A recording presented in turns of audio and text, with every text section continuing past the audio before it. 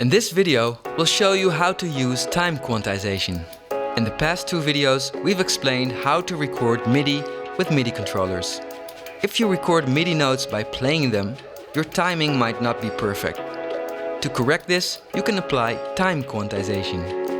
This will adjust the timing of your notes to the rhythmical grid.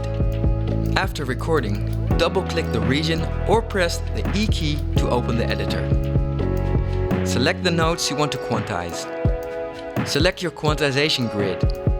1/16 is often a good default. Click here or press Q to quantize the selected notes. You can also adjust the quantize strength. A setting of 100% will create a perfect timing. A lower setting will place the notes in between where you play them and the perfect position, to keep a human feel instead of a more robotic one. To quick quantize a region directly from the main window, you can also select it and press the Q key. Now you have learned the basics of quantizing MIDI notes.